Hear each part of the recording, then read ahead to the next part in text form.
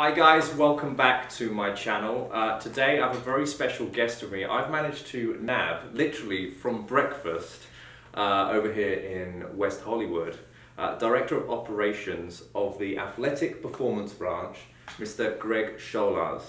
Good to have you on, Greg. Thank you very much. So, tell us a bit about your story, Greg. Like, what got you up to the position where you are now, where you're in a position where you're looking after this fantastic complex over in Texas? Well, truly, it was kind of just an overall blessing. I was one of those kids that we try to inspire. I grew up in a situation where there was a single parent, 5 kids.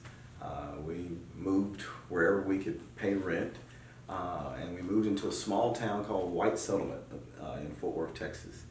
And I can still say the guy's name, Fred Thetford.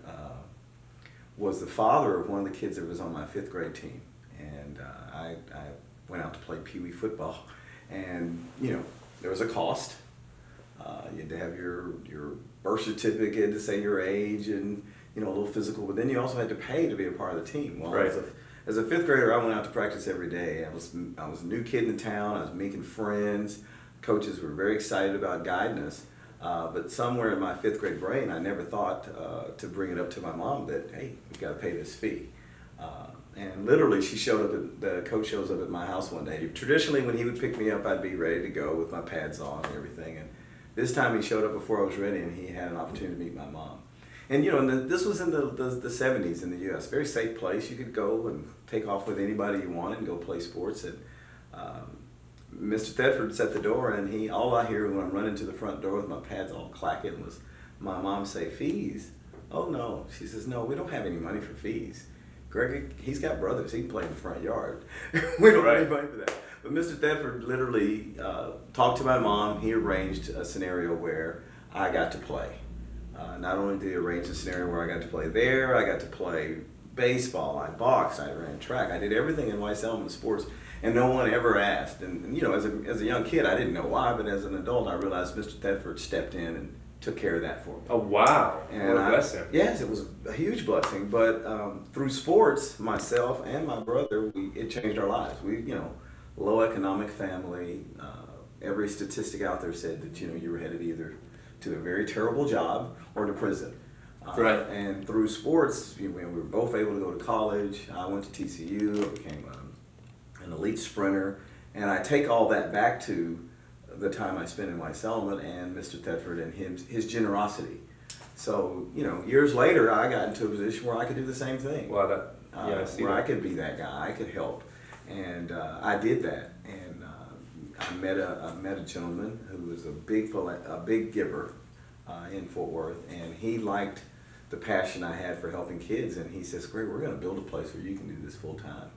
And you hear that kind of thing. Yeah, it's just like pub chat, we call it in the UK. Yeah, exactly. And that's basically what you felt like it was. But he had children, his family had a history in sports. He was if you ever met the guy, you'd think he was kind of an angel. But he basically said, "Hey, we're going to build this place, we're going to help kids."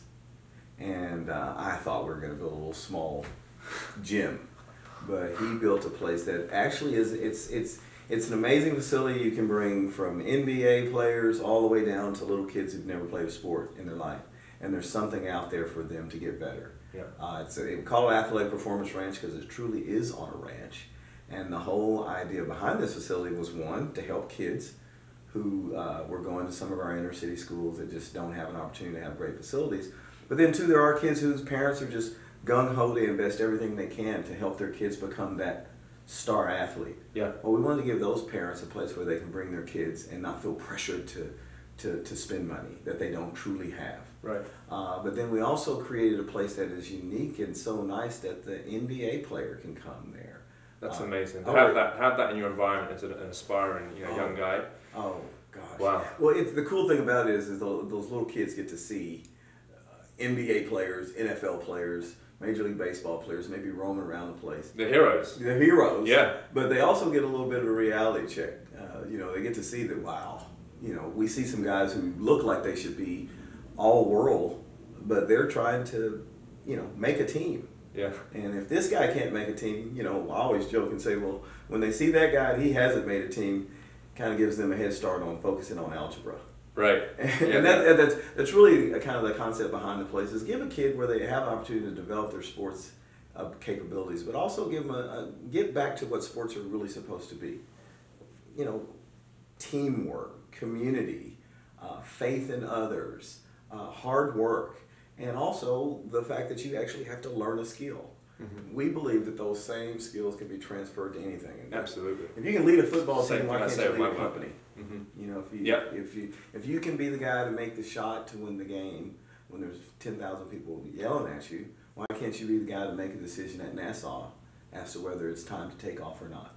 Yep. Same kind of pressures in a sense. So, mm-hmm. you know, our goal is to use sports to kind of broaden the person and allow the spirit, whatever it may be, to grow inside. So that's why I really liked when you said something about sports psychology. Yeah, because again, like, you know, what really resonates with what you're saying is, like, I do believe in that. I believe that there's a lot of things that are taught through sports. For me, like when I was young, I did boxing, and you know, the disciplines, too. Right? Yes. So the disciplines in boxing is like, they're life skills. Life skills, and you know, I know you can relate to this. When you are in a situation where things seems to get out of hand, you're a lot more calm. Because you know what a fight can be. Well, the patience of a saint. Well, you do. You're not ready to just, you know how it feels to get punched in the face, literally. And I think it goes, because I'm all about, like, you know, what I say to a lot of guys I work with is you've got to practice taking risk in all areas of your life. And for me, like, at an early age, that was just turning up to the gym and then your trainer going, right, who's sparring tonight? And you knew, if you didn't go, yeah, me, like, you'd feel less of a man throughout that whole session for not stepping up. Yes. You know, what does it say about you? And you know, then our conversation went on we were talking about the transition from the boy to the man. That is it. And you know, I think sports is that great thing. I mean, I've seen kids come to me and they can't even look at you. They're as shy as can be. Right. I've been that guy. Yeah, and then now all of a sudden I've got them talking in front of the team. Wow. And now I've got them talking in front of the team and the parents. And where does that confidence come from to, you know, to be able to, that transition? How's that developed? I think it's developed through giving a positive opportunity. Mm-hmm. You know, a lot of times public speaking is one of the scariest things that can happen to people. But now if you've gotten to know these guys because they're your teammates, mm-hmm. and you know you slowly have developed such a friendship that I don't mind saying something in front of these guys. Uh-huh. Well, okay, if you can talk in front of your friends on the team, next thing you know, you're talking in front of your classmates. Mm-hmm. But I could probably talk for an hour about all the lessons, the little lessons that can come through sports that make such a big, if done the right way. And I believe the only way is through positive reinforcement. Yeah. You know, we have a saying that, you know, for every one thing you say negative to a kid, you need to find 10 things positive. Right. Because I like that. That's a part. I really like that. Not just to your kid, by the way.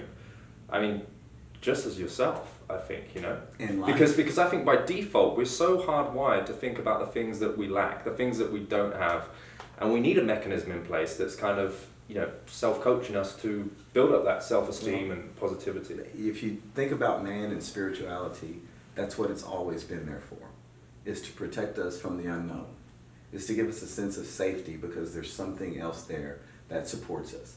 Well, that's what the team does in sports. That's what the coach is supposed to do in sports. Yes. To believe in us when we don't believe in ourselves and teach us how to risk and believe in others. Mm-hmm. Right? But that's, you know, that's where the psychology and the true power in sports have come. You know, we've lost our way. Money is taken over sports. What did you say? It was a really funny term that you said over breakfast earlier. You said cha-ching. What is it? Oh, cha-chinglish. Cha-chinglish. Yeah, my brother coined that phrase. He says, you know, in America, in a lot of ways, that is the language, cha-chinglish. It's if it makes money, it makes sense, you know, and that's where I like a lot of what's happening in sports is gone. It's taken away the ability to play just for the passion. There's a direction driven towards money, not towards the lessons. I joke. I played on a team in that same little town, myself, and I think if we lost a football game by 36-0, that was a great game for us. And we didn't win a game the whole season, right. And I always tell people that was the best thing ever happened to me, because I still had to come back to practice. Right. I still had to work with those same guys. Right. You want to blame this guy or blame that guy or blame the coach. We had to work through all that where there wasn't any blame. there wasn't so much a victory as far as the points, but there was the victory in getting out there and continuing to play. I love that. And it made victory so much sweeter later in life, because you really learn to love the game. And in life, there's so much, I can't tell you, and I don't mean to just talk too much, but... No, talk too much, please. But in life, that is, we missed the whole deal. Failure that's where you win, because that's where you learn. Yeah. Because it's, it's the getting up that makes us stronger. Yeah. It's not just, people carrying you on yourself. It's not the people celebrating you and carrying you on your shoulder that makes you great. No. It's the getting up when you failed. I think your colleague mentioned Michael Jordan. Yes. And one of his greatest quotes is, everybody wants to talk about the ones he made, but they don't know about those 300,000 shots that he missed to get there. So, that's what we have an opportunity to teach our kids through sports is we have to wait for those opportunities where they're down to teach them how to get up. Yeah. And sports gives you that over and over. You shoot the basket, you got a 50-50 chance of it going in. Uh-huh. As soon as you miss, here's the opportunity. Get the ball back in their hand and let them shoot again. And let's just keep shooting until we make it. I love this coaching talk, man. Really, I'm like, talking my language. But that's what it is, and track is my real passion and my love, because in track, you can win. You can be in very last place, and you can win because you can perform better than you performed the last time. Right, it's about beating yourself again. There you go. Mm-hmm. And no, I don't know. Those are the psychological lessons that I think, you're not going to be able to play football, basketball, box, all those things for the rest of your life. But you will constantly be put in situations where you have an opportunity to overcome, you have the opportunity to lift up a teammate, you have the opportunity to encourage someone. And all of those are the real values that I think sometimes, because of the media and the money, that we forget that these are the lessons that are happening on that field all day. Those national championship football teams or basketball teams, they didn't win that championship just because they had LeBron James.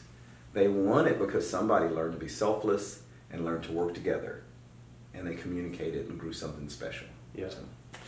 So you being the director of all the operations there, do you actually get a chance to actually coach yourself also? Yeah. That's really like the pay.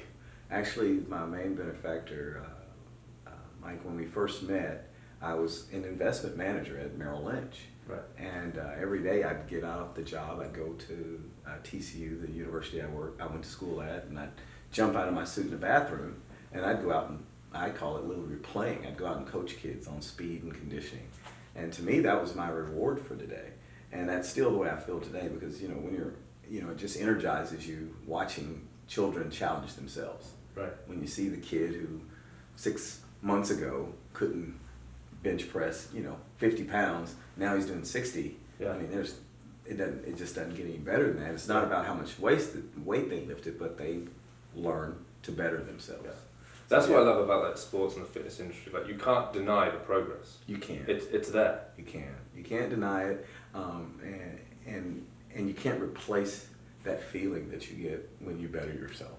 And and how that, my big thing is trying to make sure kids, parents, and understand how this all translates to life, because this is you can live out a whole life lesson or a whole life event in a sporting event, in a practice session.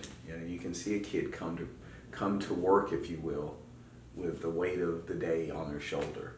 Well, it's like running, right? Like, I mean, I can only speak to a certain level of experience because I'm not at my optimal fitness level at the moment. But you go out for a jog, say, and anyone can really relate to this. You start running out of breath, and then then it becomes not about a battle of how much fitness you got. It's about battle of your mind. Like, can I just push through? Can I really do this? Yeah.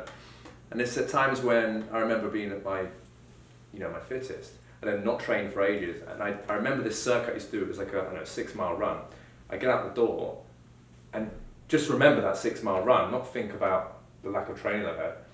And I get to like 3/4 of the way, and I'd just be sick in a bush because my mind, like, we're trying to mind over matter sort of thing, right. But that's what you got to do. That's what you got to do. We jokingly say, free your mind and your butt will follow. Right. I mean, that's just that's the way it is, about sports. If I can't do this, coach. I said, well, as soon as we get past that in your brain, your body's ready to go. Yeah. Your body's going to go wherever your mind takes you, and that's I'm at work. I don't want to be there today. Well, as soon as you go ahead and get over that mental barrier, now you can actually get to getting something done. Yeah. So, but that's all right. I think the kids get sick of me. Come on, all right, free your mind. I know that butt's ready to go, because if you free your mind, your butt's going to follow. And that's in running, that's in lifting, that's in just about everything in life. I don't know how many times me and my wife have conversations. She's, this or that's happening at work, da da da. And I said, well, it's kind of like sports. Right? You got a choice right now. Do we see this as a problem, or do we see this as a situation? Yeah. The old Jamaican saying, no problem, man. Only situations. I like that. Well, because everybody's a problem, is that, but a situation, we can work our way through the situation. It's a good reframe. And that's how, I think that's what sports teaches us over and over. Let me ask you something, because there's a lot of people in this that, maybe they're not athletes and such, but they do just have a desire to kind of just beat themselves on an everyday basis. Just get out of fucking bed and just creating a routine. Like, what's your kind of advice for people that are just kind of wanting to do that in their life right now? I mean, I think I'm projecting. I think that's my question. Well, I guess. You pretty much said it. Just keep going. Mm. That's the beauty of sport. You can. I've had athletes that if they ran a whole lap, I think they would have died on the spot. Right. So okay, well, we're not going to run a whole lap. Let's just run 50 meters. Yeah. Let's just get started. And then if it's to me, it's just like anything else. It's about setting realistic goals. Mm-hmm. And sometimes my goal is to be an Olympic champion. Well, how about I just be a champion of myself, or a champion of my city? Set some goals that you can accomplish little by little. Chunk down your goals. Yeah, and don't and remember that this is not about competing with anyone else but yourself. This is about your own self-satisfaction. Mm-hmm. And if it gets to a point where you're not enjoying it, then either you need to refocus, or you need to redirect your goals. Right. Because if it gets to that old saying, no pain, no gain. I don't believe in that. I don't believe that it has to hurt for you to better yourself. I think no joy, no gain. If you're not having a good time at it, if you're not having make it something social. Right, because here's the thing, a lot of people I speak to, they get caught up in going to the gym and stuff like this, and that becomes their routine, but it doesn't infuse them. They don't find joy in it, and they find it a bit monotonous. So how would someone just kind of switch up, experience the same sort of results, but kind of switch it up where they do find a little bit more joy? I would say, vary what you're doing. Mm-hmm. If you say you wanted to run that 6-minute mile, or you wanted to run a 6-mile run, well, let's go out and run one day. The next day, let's go ride a bike. Next day, let's go walk some hills. So just break the pattern. Yeah, just do different things, and you'll be amazed how when you go back to that thing that your goal is, you move forward. But don't just pound out the same thing over and over and over. It's really interesting we're talking about this now, because something that I share with a lot of my students is, if you want to make an impact with someone, you've got to break the expected pattern. And, from what we discussed just then, it's about, that is absolutely true. We've got to remind ourselves to do that for ourselves, because we don't actually stimulate ourselves if we get caught up in that monotony. Yeah. It's the same thing. If we go out having a conversation with someone, and it's always a, hey, what do you do, where are you from, how old you are? That for me is the yawn zone. Right. But what we're talking about now is we're in danger of putting ourselves in the yawn zone. Yeah. I really like this. This really resonates. We do that constantly. And then, for me as a coach, again, I think we got to use that same, it's hard, but because I think the thing that challenges people most is seeing the beauty in themselves. Yeah. We look for our shortcomings. We don't get up and look in the mirror and say, oh my gosh, I look so great. We look at all the things in the mirror that we need to fix. Yeah. So I think, if anything, to really appreciate yourself. And then, we have kind of a spiritual component to what we do, and I don't care what your faith is.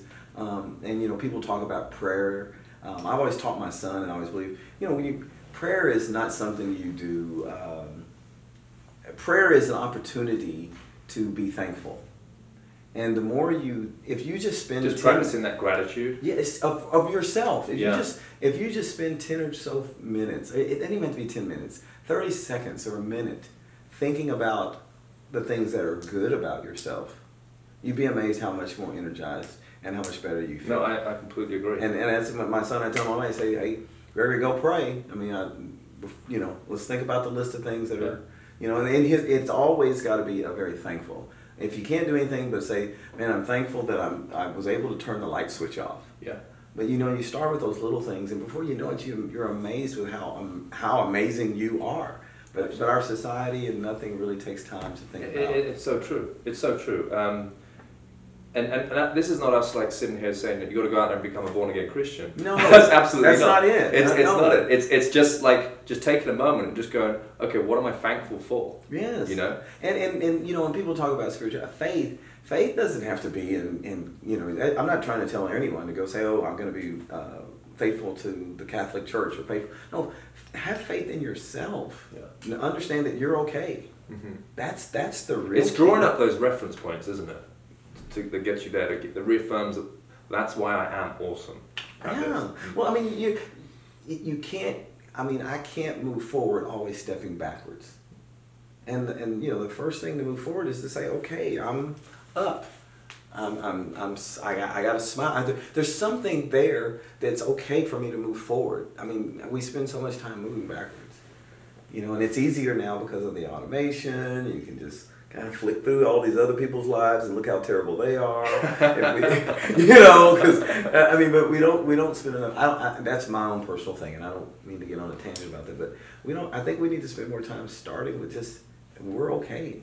Yeah. And I don't have to be 5'8", 118 pounds, and to be okay.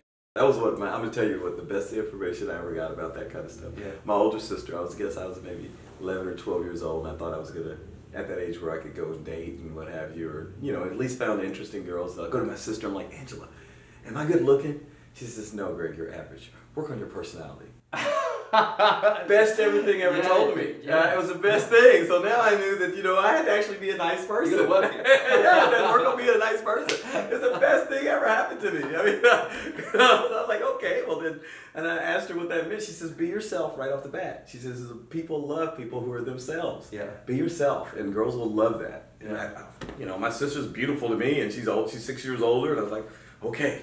So they're not gonna I'm not gonna be the guy they're gonna look across the room and be like, oh, I gotta have him. I gotta be the guy that goes over and says, hey, how you doing? I'm great. But I quickly learned that was a big deal to actually go and talk to people. Yeah. Girls, and guys always get mad and they say, well, why is that guy? How did that guy get her? Yeah. This average looking guy's got this beautiful girl. I said, well, he probably said hello. Yeah. And you guys are sitting over there going. And I call it the LA look. It's just like the look, it's like, what's going on? I tried that a couple times, and while I'm standing there and giving the look, this other guy walks over and says hello, and I'm like, oh man. That's it. And that's the worst that can happen, It is. That's the consequence of not taking action. There you go. And I tell my son, I said, the worst thing can happen is she can say no. But at least she'll remember you. Yeah. Go over and crack up a conversation. She'll remember you. And the bottom line is, when you're walking across the room to talk to the cutest girl in the room. Well, the other girls are looking at you also. There you have it. That's it right there. That's great stuff. It really is, man. Every guy can resonate with that. Yeah. Oh, I don't know. Back when we were young, they'd have dances, and every so often they play a slow song, and that's all you guys really came for. If you're gonna get that girl and slow dance with her, you get to get up close and everything. And you had to be in the right position when that slow song come up. Don't be in the bathroom and have to come running out. Right. Oh, dang it! Somebody's already got her. So okay, good. I'm sorry. Every girl likes to dance, guys. Yes, Capitalize on that. they do, without a doubt.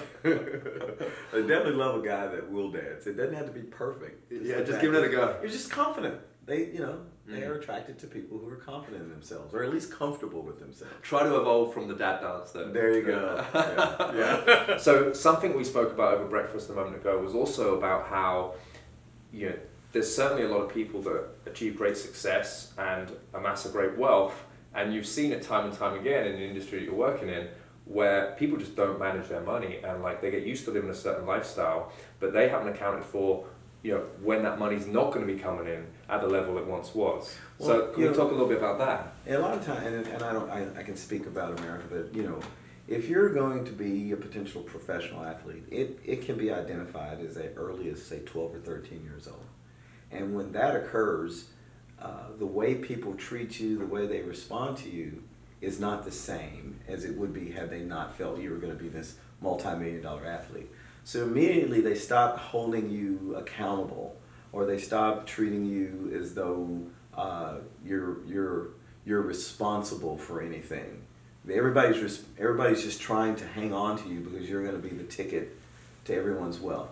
And I think they almost arrest the children's development because they don't become as rounded. They don't get to see other things. They only see in their eyes on, I'm going to be in the NBA. I'm going to be in the Major League Baseball player. I'm going to be an NFL player. And they forget that, no, what if actually that's something I'm good at, but what if my passion is being a veterinarian or I just want to drive trucks.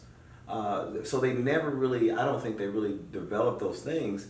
And once they do achieve this great wealth, or what appears to be great wealth, because, we could easily say 84% of the NFL players 10 years after leaving the profession is with $1 million or more, they are either broke or in terrible debt. And it's because they feel as though life is going to continue to be that privileged life that they've been living since they were 11. Right. They're susceptible to things like, hey, I'm going to sell you this house for $6 million. Now, normally it costs $9 million, but I'm going to give you a deal for $6 million. Well, I'm special. Everybody else is always giving me things because I'm special. So they actually believe that. So they fall victim to a lot of, predators. Right. Because they don't know any better. They just think that, or the guy comes up and says, they're not hey, streetwise. They're not streetwise, or they'd have no business sense because business has always been something that's just been kind of given to them. Yeah. So they believe that will continue to happen. And as far as managing their money, I know very wealthy people who are not professional athletes who don't understand money management. Me too, absolutely. Like immediately, I'm thinking of someone right now. So what tips would you give someone in terms of, if you work with these guys all the time, what simple 3 tips you'd give someone? Well, first and foremost, they have to, if they understand anything about investing, you have the investments of a 20-year-old, a 30-year-old, 60-year-old, all the way up. They should be investing like someone who's more of a 50 or 60-year-old because their career is so short, and so they should be investing like someone who's at the end of their career, someone who's close to retirement. It's very good. More fixed income, more and less aggressive investments. And they should also, it should be almost mandatory that they should take a class on money management. Making sure that you compartmentalize. You don't want the guy who's helping you make the money also being the guy that manages the money. You want to separate those types of things. Your money manager should be their responsibility, and it should be completely separate from, say, your guy who's out helping you make the because money. They're biased. It's bias. There's too many layers that can be crossed over. There could be too much confusion, and that's where a lot of guys have had their money mismanaged. The other is it's just more is not better. And, I always say use the rule of 5%. If you can't live off of 5% of what you have in the bank, then you're living beyond your means as a professional athlete. Right. Because in retirement, 5 to 7% is what you'd want to draw off of your wealth and be able to maintain it. Yeah. And be able to grow and let it rejuvenate so it can continue to do that. So if you've got $6 million in the bank and you're buying a $4 million house,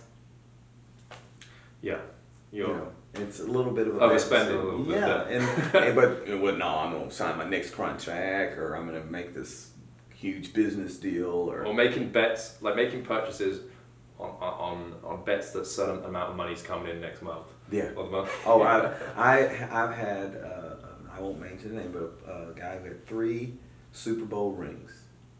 I was training this guy, and at the time he owed me, say, $250. Yeah. And I get the check, I cash it, it bounces. I say, well, you know, maybe he just forgot to move the money from one account to another. Right. He's like, oh, Greg, I'm sorry. My new contract will be kicking in next month. So that immediately told me, if you've got 3 Super Bowl rings and you're broke in August waiting on a September check, yeah, there's a real serious problem there. Yeah. I mean, I could tell you tons of stories of guys who just, and they're wonderful people, great hearts, but they're just, you know, no one's prepared them for that. Mm. So that's another one of the things that we are trying to do, is make sure that our kids are educated and they're exposed to, exposure is 90% of it. If I've never been exposed to a pair of Gucci shoes, and somebody comes and tells me, here's a pair of Gucci shoes, they're going to cost you $700, and I'm just, oh, I saw those on TV, I just love to have them. But if I've been around guys and I've seen that stuff all my life, yeah, it's not that big of a deal to me. There's a less chance of me, you know, wasting my money. So we want to try to expose them to communities, people, and places that they've never, that they haven't seen, so that when they have that opportunity, they're a little bit more comfortable in that environment. Because, you know, if I take you somewhere and everybody's, you know, I'm not saying you're a beer drinker, but everybody's drinking this beer, and, you know, you come in and you have a glass of water, and everybody's looking at you like, what? You want to fit in. Yeah. Well, if you go into most of these locker rooms, every guy there, they've got their, you know, they've been in the league 10 years, and you're a rookie, and every one of them's got a 400,000 square foot home, a old car, new car, girlfriend car, all this stuff. Well, you want to be one of the guys. Yeah. So you don't feel like you're one of the guys until you go out and buy that stuff. Well, you're only going to play 2 years. So, I don't know, we could go on about that one, but probably the most important thing is, you know, live within your means and remember where you came from, and don't live such that you'll wind up back there. I mean, because I've literally seen guys who have had $2 or $3 million, you know, working at FedEx as a shipper. So, wow, that's right, Greg. I mean, listen, I really love everything you speak for. I think it's amazing what you're doing with the kids. I think you provide them with an amazing opportunity. You know, the language that you're speaking really resonates with me, not just me, but I know it's going to resonate with my audience. How can everyone find out about you and what you're doing? Come to Texas if you're in Texas. We're loving, open people. It's really are. I've been to Dallas. Yeah, it's a lot to be said about Texas hospitality. And if you're ever in the Dallas-Fort Worth area, holler at us. We'll get you out to the ranch and let you. We've actually got some of your countrymen, like I told you, coming in next week. Some of your sprinters from Britain, but Athletic Performance Ranch. Or apranch.org. apranch.org, guys. Yeah, and I'm the only goofy guy you'll see on the site, but there's another beautiful YouTube video that kind of shows a little bit about the property and what we're doing. It's called. We're going to put some images in there because that's sort of footage out. It's breathtaking what you guys have done out there. And again, everything that we've done has really been built on love and you know, an amazing support from a man, and you know. And Mike is his name, and Mike is always, you know, his father was a coach, his whole family is involved in sports, and he's one of those rare people who has really done well, but instead of talking about it, I'm actually going to do it. I think his biggest misunderstanding is why more people aren't investing in our community. Right. Why aren't more people, you know, you can't take it with you. Why not do something that can live beyond you? Mm-hmm. And that's more people. Leave your mark. Yeah, leave your mark on some lives. Yeah. You know, I'll tell you one last thing. I had an aunt who had no children, and she had just about everything you can imagine throughout her life. You know, very well taken care of. And I had my mother, who had nothing but her 5 kids. But in their death, both of them have passed. But in their death, I really saw their lives. Now, my mother didn't have very much because anything she had, she was sharing. But boy, there were tons of people I'd never even imagined there to celebrate her. Right. My aunt had everything, and a big part of that's probably because she wasn't sharing. Right. And there were no people. Right.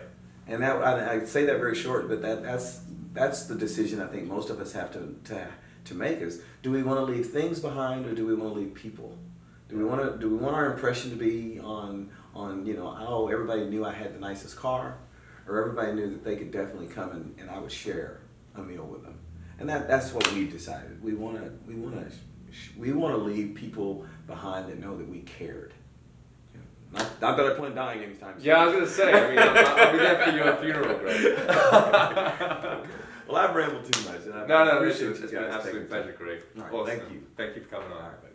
Cheers.